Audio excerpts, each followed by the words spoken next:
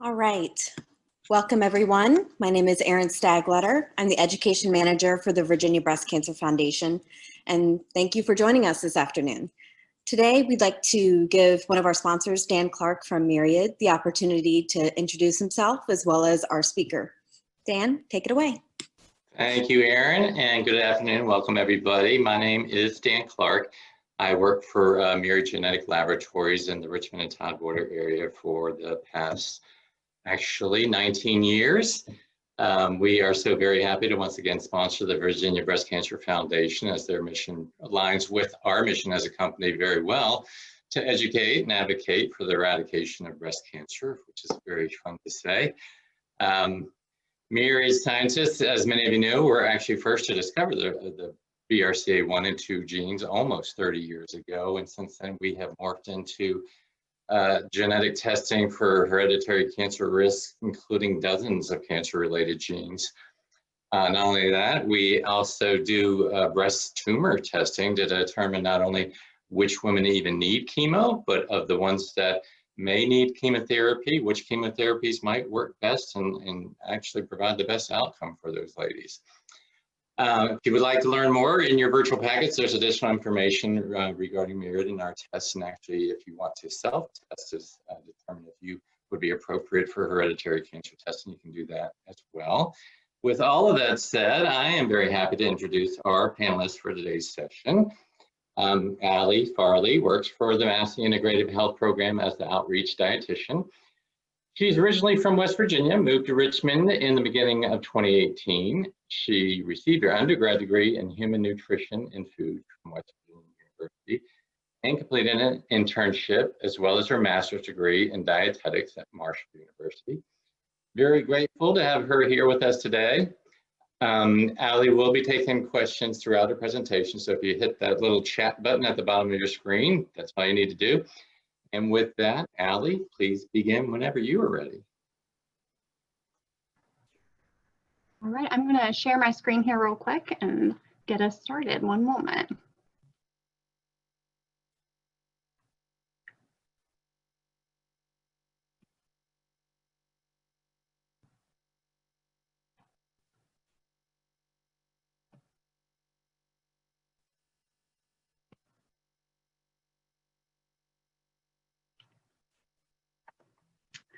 All right, well, thank you so much for inviting me to talk today. As mentioned, our discussion will be on the new American plate, and it is titled Eating for Better Health.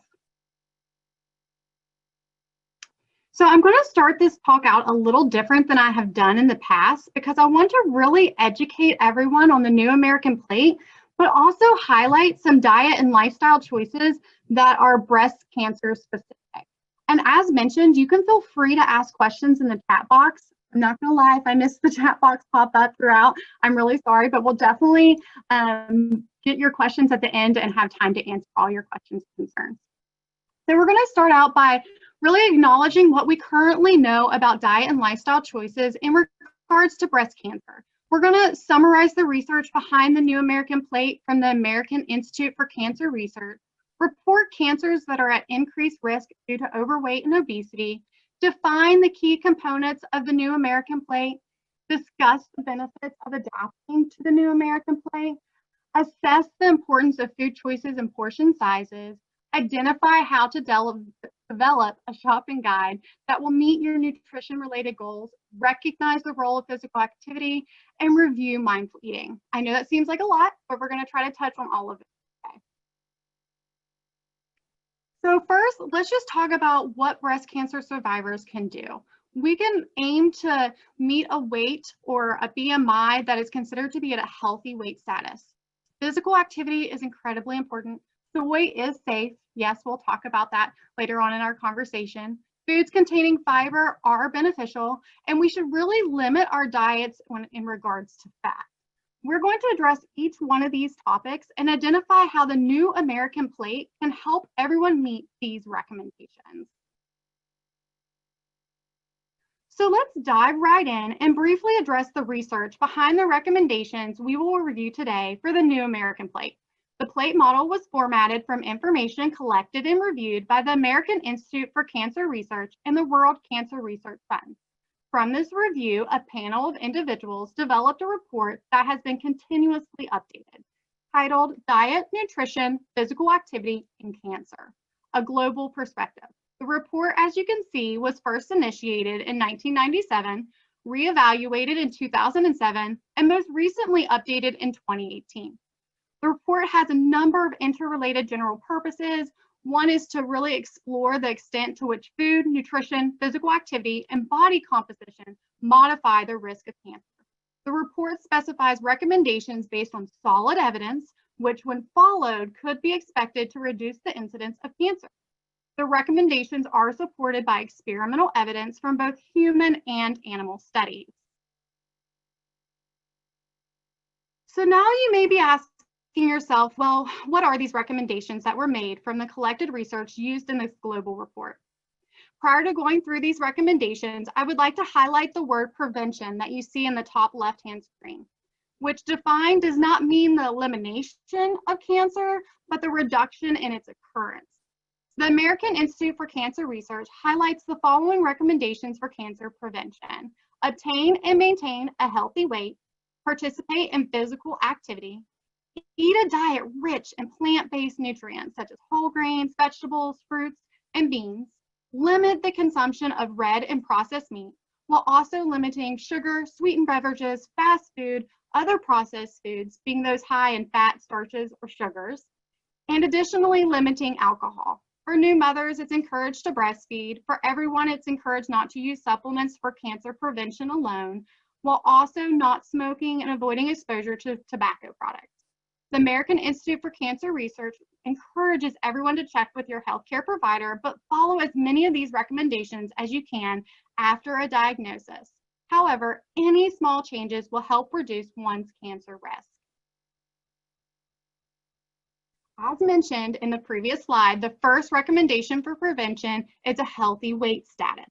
Research has found that being overweight or obese increases your risk for 12 different types of cancers, one of those being postmenopausal breast cancer. 7 out of 10 Americans are identified as overweight or obese, and only about half of all Americans are aware of the connection or link between obesity and cancer. We can all protect ourselves by moving more and eating smarter. So how does having excess body fat increase our risk? Well, the excess fat we store in our bodies is more than just extra padding. What we currently know is that fat cells have the ability to produce the hormone estrogen, which can promote cell growth. Body fat can also produce proteins that cause inflammation and insulin resistance. It's important to note that there is still really continued research underway to more clearly identify this connection of weight and cancer risk. There are a lot of factors that play a role into weight gain that can lead to being overweight or obese.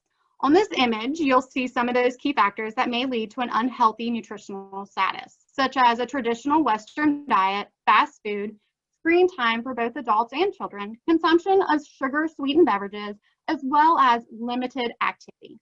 You will also see some factors that may reduce your risk or help meet a healthy nutritional status, such as walking, aerobic physical activity, foods containing dietary fiber, a Mediterranean dietary pattern, or having been breastfed. From what we have talked about so far, you now know that research clearly states weight status is important. So how can we maintain and or obtain a healthy weight status? Well, eating well is step one. The American Institute for Cancer Research's new American Plate is a plant-based diet that puts the research for reducing cancer risk into action. It can be a plant-focused diet with plant foods only, or it can include moderate amounts of animal-based foods. Too often, the traditional American plate is not a healthy meal. Many Americans have overly indulged on fast food or processed food.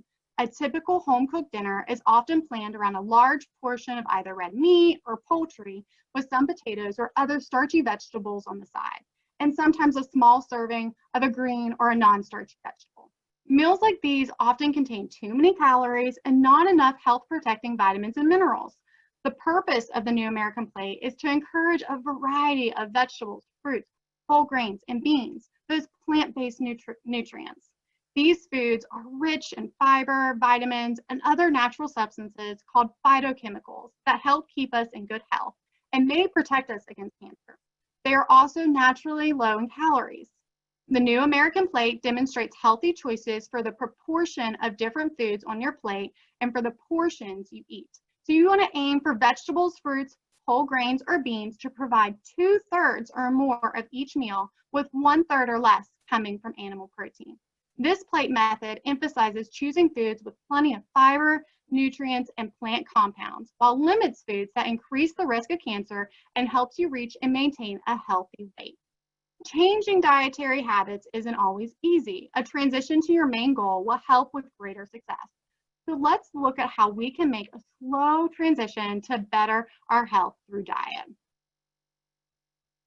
Stage 1. On this picture, you'll see the old American plate. Half of this plate is loaded with a huge, maybe 8 to 12 ounce steak, while the remainder is filled with a hearty helping of buttery mashed potatoes and peas. Although this meal is a home-style favorite, it is high in calories and low in phytochemicals and fiber. A few changes, however, will bring it closer to that new American plate. This is stage 2, our transitional plate. This meal features a more moderate 4 to 6 ounce serving of meat, a large helping of green beans, perhaps prepared with herbs, and a serving of brown rice. This plate has taken small steps into the right direction, but doesn't yet take full advantage of the nutritious recommendations supported by the New American Plate. Stage 3. This is adapting your New American Plate. We can all see this plate features a wider variety of foods, starting with an appropriate 3 ounce serving of meat, in addition to 2 kinds of vegetables, as seen in this picture, broccoli and squash, which increase the proportion of plant-based foods, completing the meal with a healthy serving of a tasty whole grain like brown rice. Hey, Allie. Sorry, I didn't realize we had another transition slide, but I just want to say I think this is great, showing that you don't have to go from what you're familiar with to something that you think is the perfect way to eat, or jumping from 0 to 60 all at once. Absolutely. You can take it in stages, which is great. Absolutely. I truly think to have good success, you need the transition. You have to have those stages. We're not going to start cold turkey, in other words, like you're saying, just jumping to a new diet. Another option for this type of diet would be the one pot meal, as you can see in this picture. You can reduce the animal foods and increase your plant-based ingredients without even noticing with this type of meal option. On this plate, you'll see a full of colorful vegetables and hearty whole grains, all offering cancer-fighting vitamins, minerals, and phytochemicals. Your meat is not used as the main ingredient, but more as a complement or a side dish when we're talking about the New American Plate.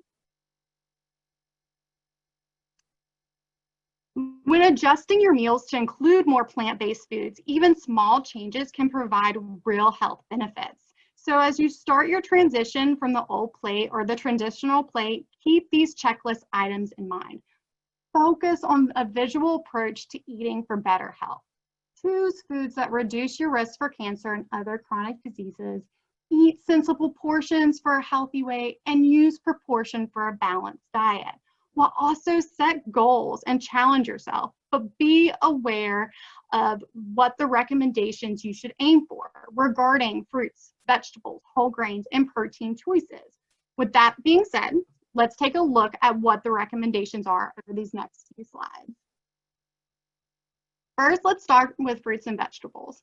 We want to eat plenty of fruits and vegetables. The American Institute for Cancer Research advises at least 2.5 cups of non-starchy vegetables and fruits per day.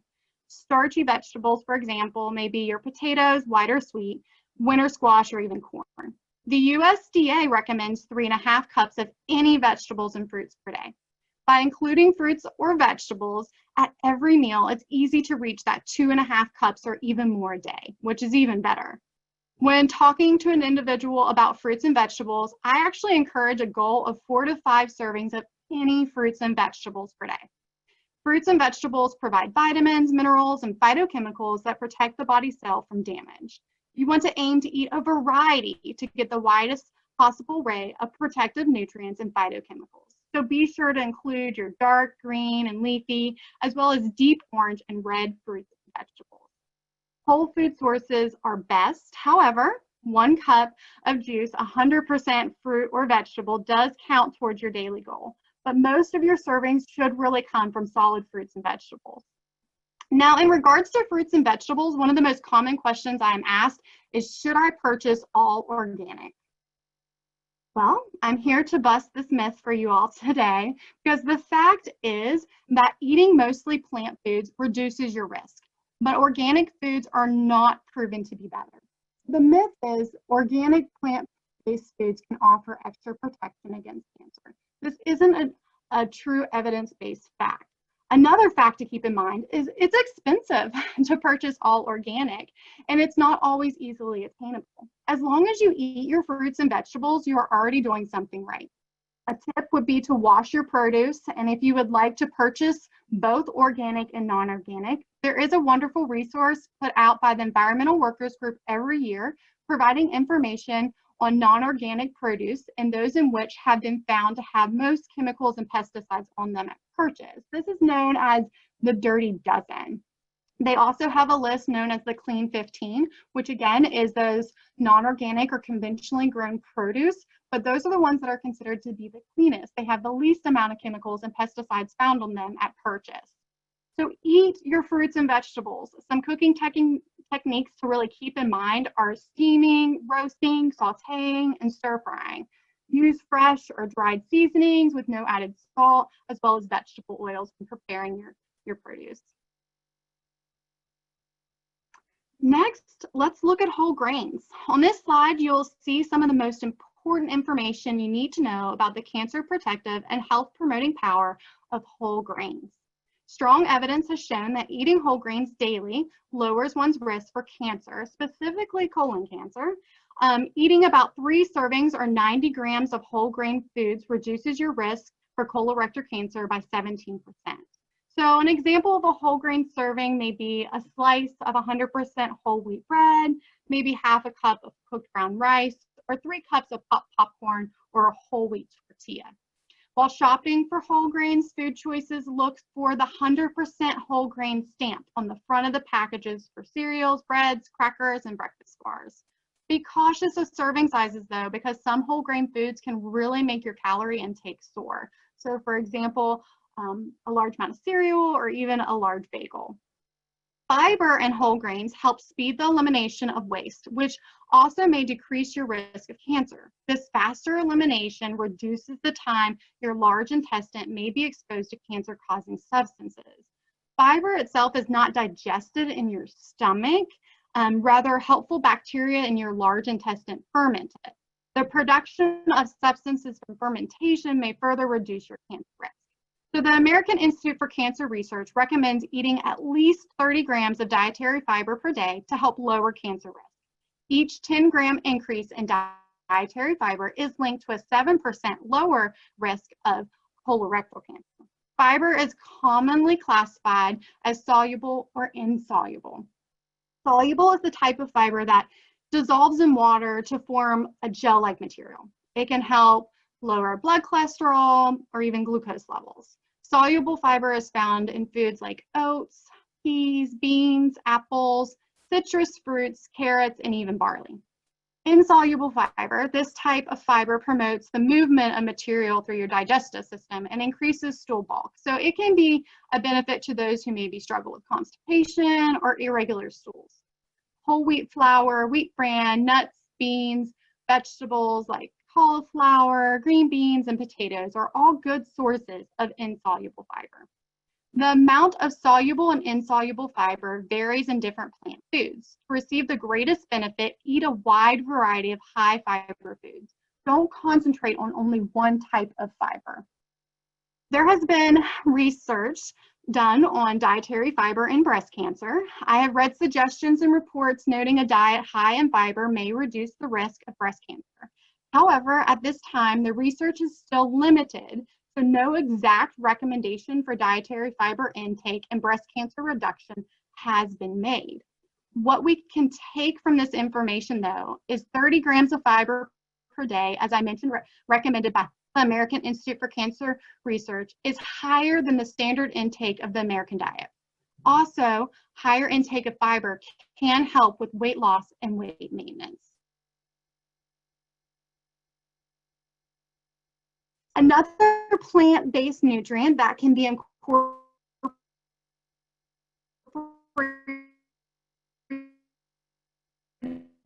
onto your plates are beans and or legumes, such as dried or canned beans, peas, and folate.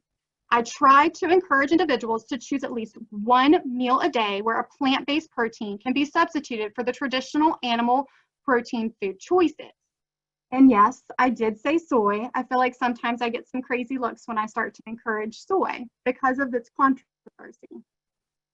Soy in breast cancer has raised several concerns in the past due to the isoflavones or phytoestrogens found within the food sources. Phytoestrogens have a similar chemical structure to human estrogens, but they bind to the body's estrogen receptors differently and function differently. Research has shown us that consuming moderate amounts of soy foods do not increase the risk of developing breast cancer. Eating a moderate amount, being 1 to 2 servings per day of whole soy foods, is okay. For example, soybeans, tofu, edamame, soy milk. Don't be afraid of soy. Allie, we have a question about if these diet recommendations are the same for someone who already has cancer, is going through treatment. How did the dietary recommendations potentially change if someone is actively in treatment? Yeah, so depending on what your current nutritional status is while you're in active treatment, it can vary a little bit. Recommendations still while in active treatment is to have a diet full of plant-based nutrients if you can. A lot of times when you are going through treatment, you do have other things arise such as nausea and things like that, so that can affect the types of foods that you eat. But the recommendation for soy is still okay. Some research says maybe to limit it a little bit to 3 to 4 servings per week, but most individuals still encourage 1 to 2 servings per day is perfectly fine and safe. So they're going to be very similar. Only time I think they would probably vary or differ is if you need an increased amount of calories and protein. Those recommendations might change slightly. Does that answer your question? Yeah. Allie, I have also heard something about eating fresh vegetables and fruits is maybe not encouraged, but rather cooked. So I'm so glad you brought that up. Thank you. That's a wonderful point. So when you are actively going through treatment, one of the concerns is with fresh fruits and vegetables that they don't get cleaned properly. You're not removing everything on them, so it can be harmful. So while you are actively going through treatment, it is sometimes recommended to make sure that you're actually cooking your vegetables and possibly not consuming all raw fruit. Just because of the cleaning purposes and because of the cause of concern of getting sick from anything that could come from those raw fruits and vegetables. So that's a wonderful point. Thank you for pointing that out. All right. So we will keep moving on here. So animal proteins are standard within the American diet. Most individuals, when asked about protein and diet, don't typically think of a plant-based source first, like we just talked about. There's nothing wrong with consumption of an appropriate serving sizes of animal protein, specifically lean choices prepared with a healthy cooking technique.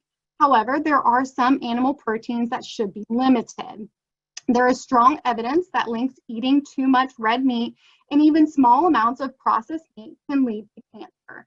The American Institute for Cancer Research recommends we should limit red meat to 12 to 18 ounces per week while avoiding consumption of processed meats as much as possible. Also, we want to keep in mind some foods rich in protein may also be high in saturated fats, which are unhealthy fats, along with trans fat. These fats are most often solid at room temperature. Foods like butter, palm, and coconut oils, cheeses, and red meat have high amounts of saturated fat. High intakes of saturated fat may increase your risk for heart disease and obesity. So for example, fried chicken, spare ribs, and processed meats. Processed meat being any meat that's been smoked, cured, or has added preservatives. This processing can actually lead to the formation of cancer-causing substances. Processed meats include ham, bacon, pastrami, salami, sausage, bratwurst, and even hot dogs.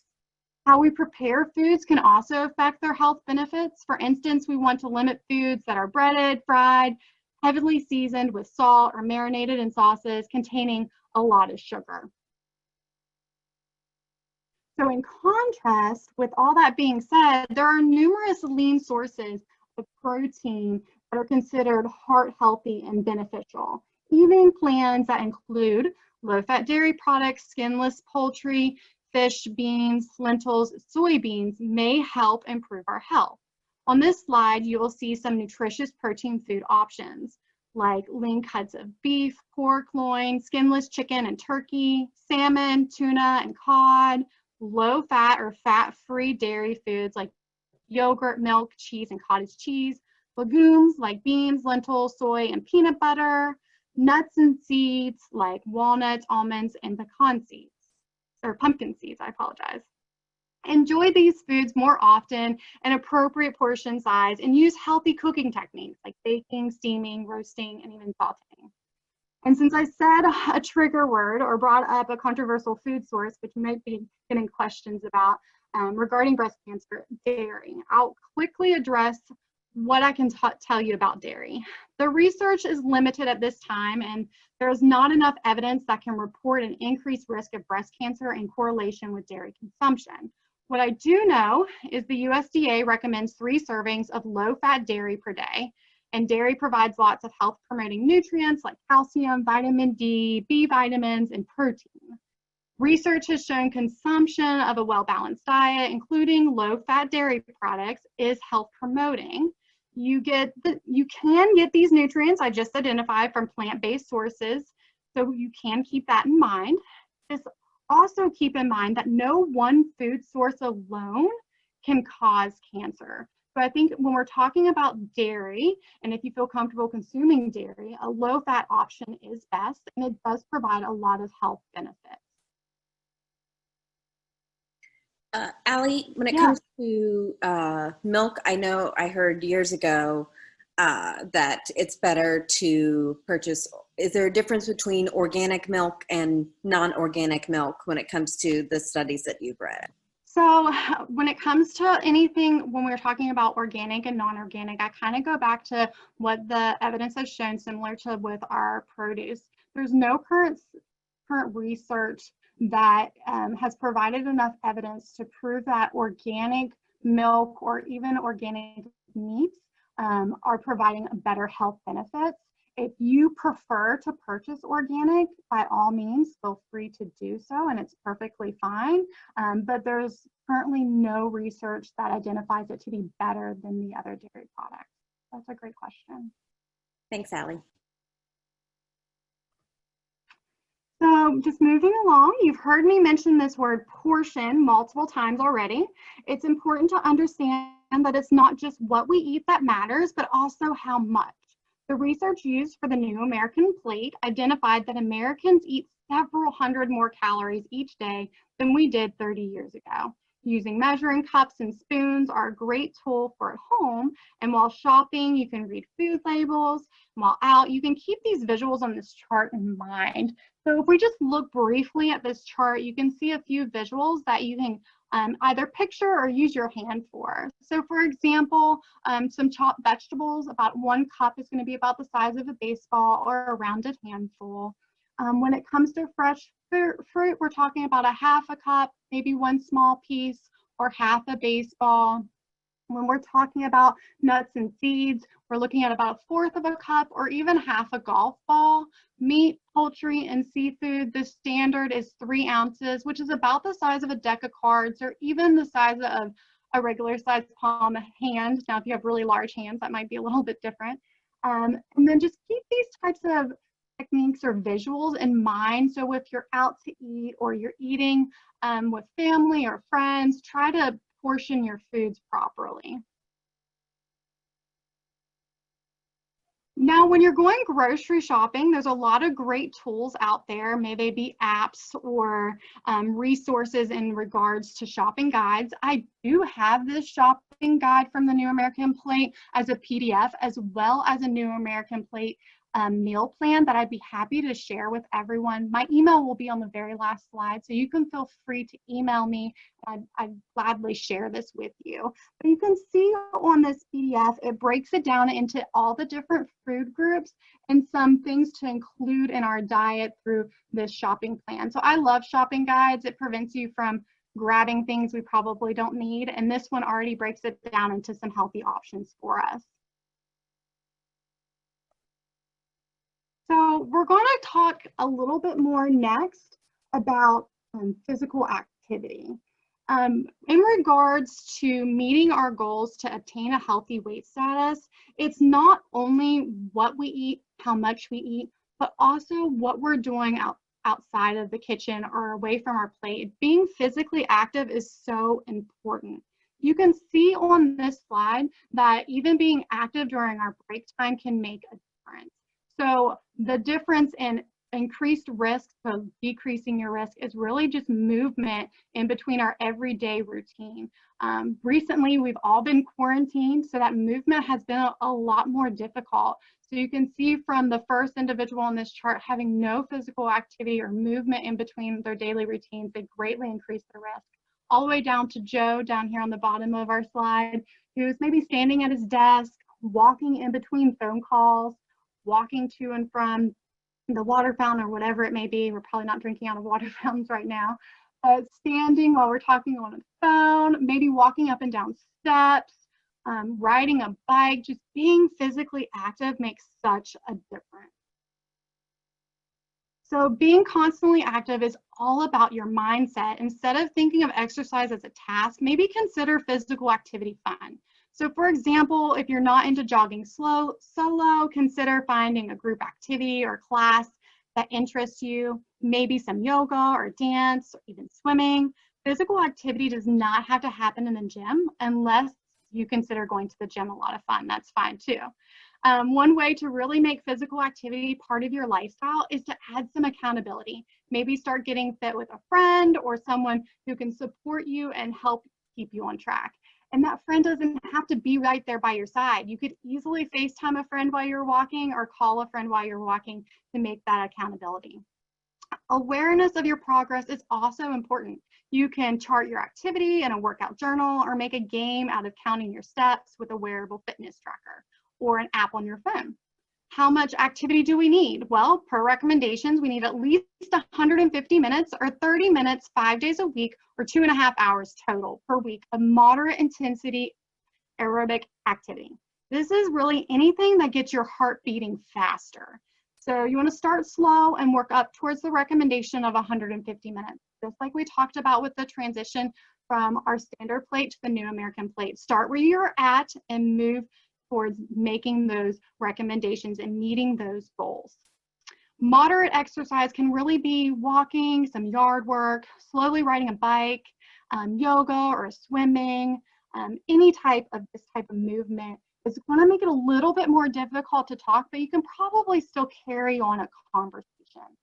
It's also recommended to try to incorporate some muscle strength activities as well, at least 2 days a week if you can.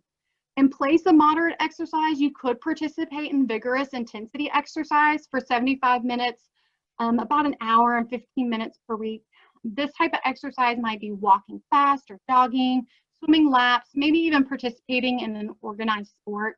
While participating in a more vigorous exercise, conversation really requires maximum effort. You might not be able to talk during this type of physical activity. Some muscle strength exercises, like I mentioned, might be lifting small weights, distance stands, heavy gardening, climbing stairs, walking up hills, push-ups, sit-ups, or even squats. Keep in mind, some activity is better than none. Throughout COVID and this pandemic, I've had so many individuals tell me they have struggled to find ways to replace their quote-unquote normal exercise routine. There are alternative ways to participate in exercise while quarantining. So for example, you could stream physical activity videos and sessions off the internet that can be done with in your home and with little to no equipment. Actually, during this time, that's one thing I've been looking up a whole lot. So I've actually put together a pretty large list of wonderful exercise streaming videos to do at home. So if that's also something you're interested in, I'd be happy to share. So just email me. Allie, I also, when you're talking about the muscle strengthening activity, Yeah. I know there have been some studies out there about how that can positively benefit people who are dealing with lymphedema as a result of the breast cancer treatment. So it's the lifting weights, it's the muscle strengthening activities can be beneficial to help that lymph fluid flow. And you're absolutely right. Absolutely. Physical activity can help in so many ways, not just one. So yeah, you're absolutely right. Great point. Thank you. So now that we're wrapping things up, let's talk briefly about mindfulness and eating. To be successful with recommendations we discussed today, we all need to explore mindful eating. According to the Center for Mindful Eating, mindfulness is eating includes allowing yourself to become aware of the positive and nurturing opportunities that are available through food selection and preparation. Using all your senses and choosing to eat food that is both satisfying to you and nourishing to your body. Acknowledge responses to food, likes, dislikes, or neutral feelings without any judgment. Becoming aware of physical hunger and satiety cues to guide your decision to begin and end eating. Try asking yourself these 6 questions prior to eating or while preparing your meals for the day. Why do I eat? When do I want to eat? What do I eat? How do I eat? How much do I eat? And where do I invest my energy? Being mindful is important. Exploring why we eat and being mindful about eating helps us to make better choices. The bottom line, be a mindful, savvy eater. Ask, is this food good for me? Are the calories even worth eating? Also, don't be so hard on yourself. We are all human, and diet is one thing that we can feel like we can control. And we sometimes do falter and make maybe not the best diet choices. So I like to encourage everyone to follow an 80-20 rule. 80% of the time, let's try to really nourish our body with healthy food choices. The other 20% of the time, nourish your soul. If you need something, it's okay every now and then. Be aware of the portion size of your soul foods, and you may find as you transition to this new American plate method, some of your soul foods are actually really healthy options. So in review, being overweight can increase your cancer risk. We want to aim for vegetables, fruits, and whole grains or beans to provide 2/3 or more of each meal, with 1/3 or less coming from animal protein. It's not just what you eat that matters, but also how much. Eating a plant-based diet and reducing large portions are 2 important strategies in any weight loss plan, with the 3rd strategy being physical activity. Some activity is better than none. Be mindful of what you eat and why you eat. I want to let you all know as well that Massey Cancer Center does have some nutrition resources on their main page. If you go under resources, you'll see a site that I put all kinds of information on. I actually have a nutrition blog on there, a recipe corner.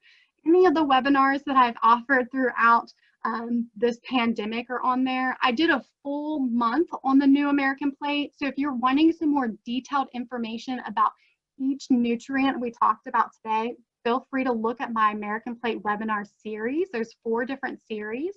I also have been offering a program called Monday Meal Motivation. And this program is an email that's sent out every week with a recipe that I provide the nutrient analysis, cost analysis, as well as how to meal plan with that recipe, and even a short video of how to put the recipe together. The program started back in June, but you can still sign up currently. It's going all the way through the middle of November. And in November, all those who are signed up will actually receive a PDF cookbook of all the recipes we've done since the end of June. So please feel free to sign up for that program as well. Or if you have any questions, email me. You can sign up through my resource page on Massey, or again, just email me and I'll get you signed up. And here are my references from today. And I'm going to go up here because I have not been good about looking at the questions. And we can definitely answer some questions. And I'm going to let you guys see my face now that I'm not going to be looking off to the side. Share my video. There we go. So let's look at our chat box. Allie, just so you know, we're also going to be sending, and the attendees as well, after this webinar, they should receive an email that also contains that link to your page. So they should have that easy access to that tomorrow, I think is when the email goes out. Wonderful. And my email is on that page. So if anyone doesn't get that written down today, then you can definitely find it on there too. Allie, just so the most recent question that we have, you've gotten the other ones, is about your recommendations regarding kombucha. Okay. So the concerns, there's some concerns with kombucha and the fact of whether it's not completely safe when we're actively in cancer treatment. If you're not currently in active treatment, I'd say it's probably perfectly fine. The fact is that it can cause some concern is if you're in active treatment and you're immune suppressed. So I think it's fine outside of treatment or for someone who's considered to be a survivor, which is wonderful, but or to even prevention, if you're trying to prevent, kombucha is something great to add to your diet as well. A lot of great probiotic, prebiotic benefits from that tea, but during active treatment, typically our providers do not recommend it.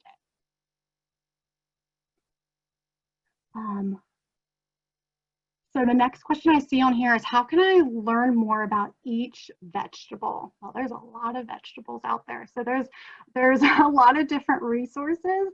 If you have specific questions about certain vegetables, I'm happy to address those maybe outside of this forum because we can go on and on about all the different vegetables.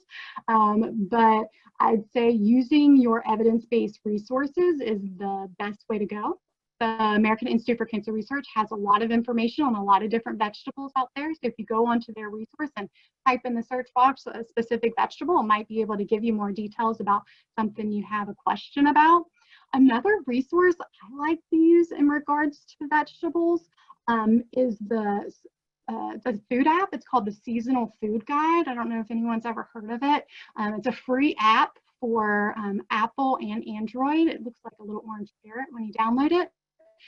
But you can go in and type in a certain vegetable that you're looking for or you're interested in, as well as the area that you currently live in, and it'll tell you if it's in season.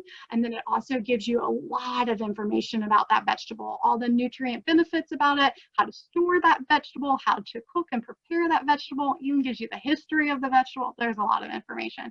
So that's a wonderful resource as well.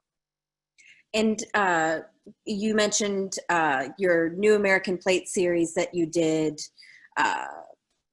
for over the summer. That will have some more detailed information as well, correct? I'm so sorry, is that the question? Yes.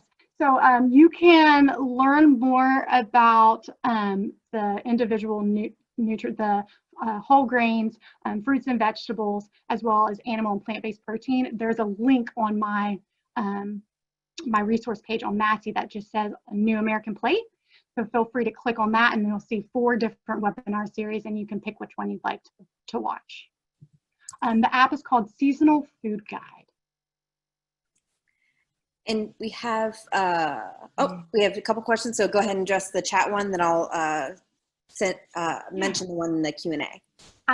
Intermittent fasting, that's a really good one. There's a lot of research out there right now, and I think in the future, we're going to have a whole lot more answers about intermittent fasting. They're seeing a lot of benefits with it. There's multiple different ways to successfully practice intermittent fasting.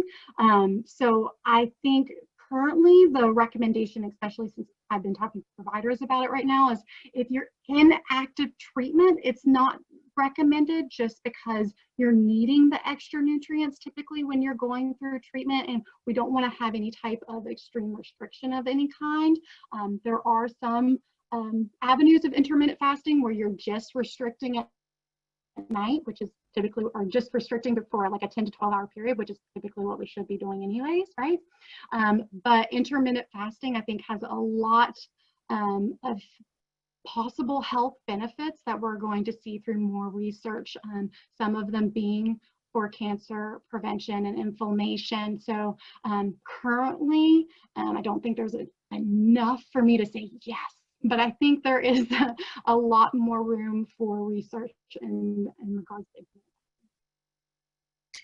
So a question in the Q&A is, do you have any recommendations for people who do not cook well, or maybe even perhaps do not enjoy cooking? Do you have some tips? So I think that it takes practice, to be honest with you.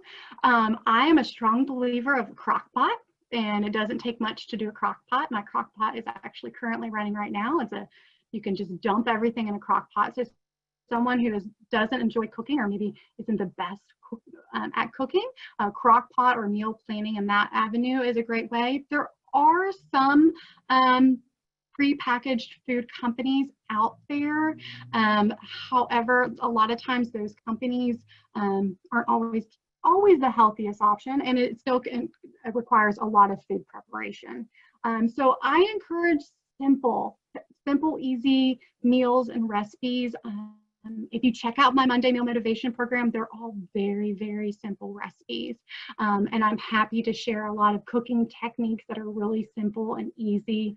The benefit of doing a lot of this preparation at home and on your own is you know what you're eating. So that's helpful. But if you also understand the New American Plate, you can eat out and make healthy choices as well. So don't be afraid of that also. Another question is just a reminder of where the Dirty Dozen and Clean 15 lists can be found. Yeah, absolutely. So it's called the Environmental Workers Group, the EWG. If you just Google it, you can easily find it. They also have an app that you can put on your phone too, so you can easily carry those lists around with you too. The Environmental Workers Group. And they come out with a new list every year. I believe it comes out in March of every year. So it had just come out when everything went crazy. Okay, so I see a question here. It says, what is the breast cancer occurrence rates for women who avoid these risk factors, obesity, processed foods, red meat, etc.? Various women who do follow the American Plate recommendations. So yeah, I think the rates of breast cancer. So what it is, I don't know those exact number when it comes to the rates. I do know that the research just shows that it is decreased and your risk is decreased. So I apologize, I don't have that exact number for you when it comes to the rates. I think those numbers are frankly are hard to find, and like you mentioned earlier, it's not one food. It's a combination of things that really affect someone's cancer risk, because we've seen Olympic athletes be diagnosed with breast cancer, and you know they're taking tip-top shape of their bodies. Right, absolutely. So yeah, go ahead, Allie. No, I was just going to say, as I mentioned, the word prevention isn't really saying that following this diet method is going to keep you from having cancer completely. This is just a tool that you can follow to decrease your risk. So as Aaron mentioned, it can happen to anybody, but this is one way we can help better our health. And Allie, I have a question. I've heard that there are certain food combinations, or for example, like types of food combinations that are good to help you get the most out of certain foods. Like having dressing for your salad, adding the fat in can actually help you digest it.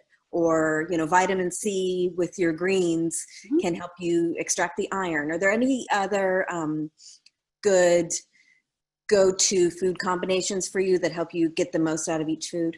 So absolutely, that's a wonderful question and great point. And you actually named several of them. Another one I like to tell people is adding, like you mentioned with your dressing and your salad, adding that fat. If you're preparing roasted vegetables, a little bit of fat from your olive oil or vegetable oil can help with the absorption of those nutrients.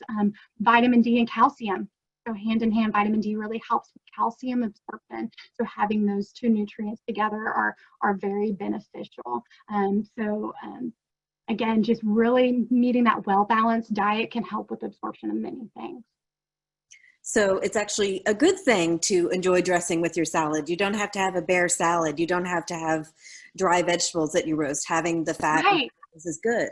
Absolutely. Just aware of the portion sizes and be aware of not to overdo it. So yeah, actually adding fat to that is helpful. Yeah, great point.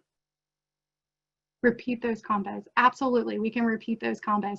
We talked about roasted vegetables and adding a little bit of olive oil or vegetable oil to help with absorption. We mentioned salads and dressings. We mentioned calcium and vitamin D, as well as vitamin C and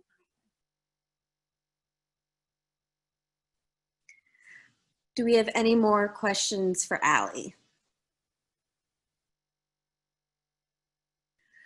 Well, just to remind everyone, we'll have Allie's page on the Massey website will be coming out with your email that you'll be receiving tomorrow. We will have a copy of the recording. The recording will be available on our website. And so hopefully if you missed something or you want to go back, you can go ahead and look at that. And Allie, would they be able to have access to these slides as well? Yeah, absolutely. I'd be happy to share. So feel free if you want me to share them with you, or if anyone wants to email me, I'd be happy to share the slides for sure. Great. And just, I saw one last question, the vitamin C with what, I think it's the dark leafy greens combined with vitamin C can help get the iron out of the greens. Yeah. Alrighty. So Allie, thank you so much for your time, and all of you in our audience, thank you so much for joining us, and we hope you found some beneficial information from this. Have a good rest of your day. Thank you. Thanks.